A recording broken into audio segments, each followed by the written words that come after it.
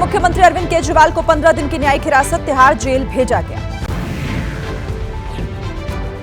ED ने आरोप लगाया कि सीएम केजरीवाल पूछताछ में सहयोग नहीं कर रहे हैं, सवालों के जवाब नहीं दिए। कोर्ट की इजाजत से केजरीवाल ने पत्नी सुनीता के अलावा मंत्री आतिशी और सौरभ भारद्वाज से भी मुलाकात की। जेल में दवा, स्पेशल डाइट की मांग की।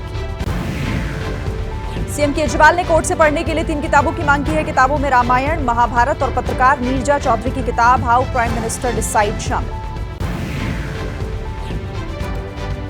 शराब घोटाले में पहली बार आया आतिशी और सौरभ भारद्वाज का नाम। ईडी का दावा है कि अरविंद केजरीवाल ने पूछताछ में बताया है कि विजय नायर इन्हीं दोनों को रिपोर्ट करते थे।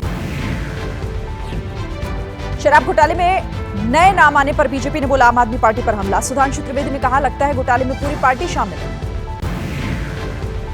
आम आदमी पार्टी के नेता दिलीप पांडे ने कहा केजरीवाल को असंवैधानिक तरीके से गिरफ्तार किया गया। ईडी और सीबीआई बीजेपी के इशारों पर काम कर रही है। आम आदमी पार्टी के विधायक ऋतुराज झा का बीजेपी पर बड़ा आरोप। बोले दिल्ली में राष्ट्रपति शासन लगाने की साजिश की जा रही है।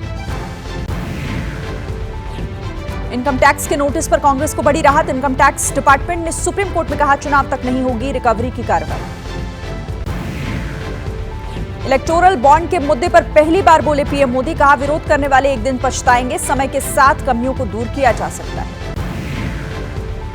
चुनावी बॉन्ड को लेकर लग रहे आरोपों पर पीएम मोदी का बयान। कहा बॉन्ड से फंडिंग के स्रोत का पता लगा सकते हैं। 2014 से पहले नहीं मिलती थी जानकारी।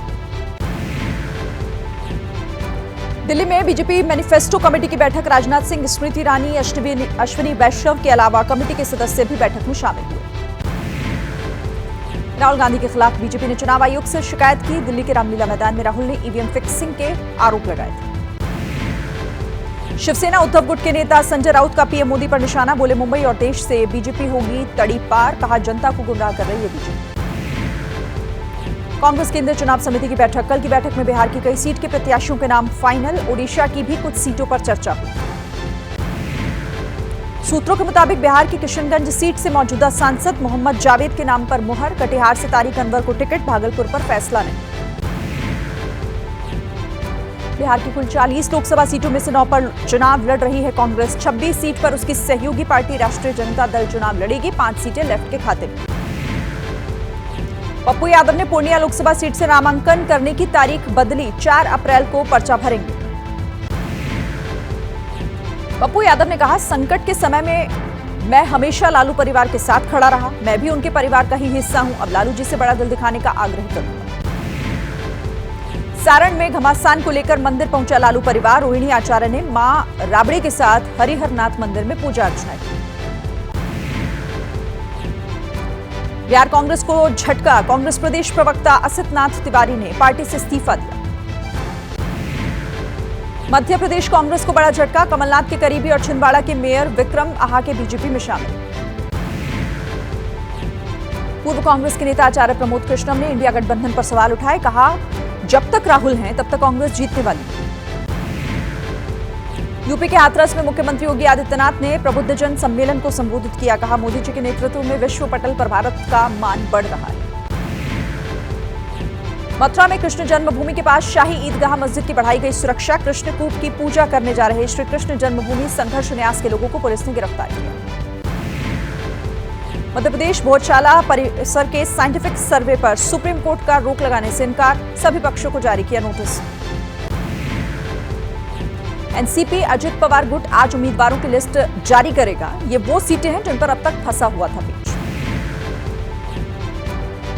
यूपी में तीसरे मोर्चे पीडीएम का ऐलान। ओवैसी और पल्लवी पटेल के हाथ मिलाने से बढ़ सकती हैं अखिलेश यादव की मुश्किलें।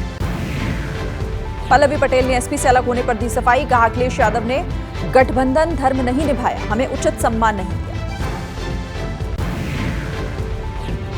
कांग्रेस और डीएमके पर जमकर बरसे विदेश मंत्री एस जयशंकर। प्रेस कॉन्फ्रेंस कर बताई कच्चाथीवू द्वीप मामले की पूरी कहानी। पीएम का कच्चाथीवू को लेकर डीएमके पर हमला। ट्वीट कर लिखा बयानबाजी के अलावा डीएमके ने तमिलनाडु के हितों की रक्षा के लिए कुछ नहीं किया। मोदी समर्थकों ने अमेरिका में निकाली कार रैली।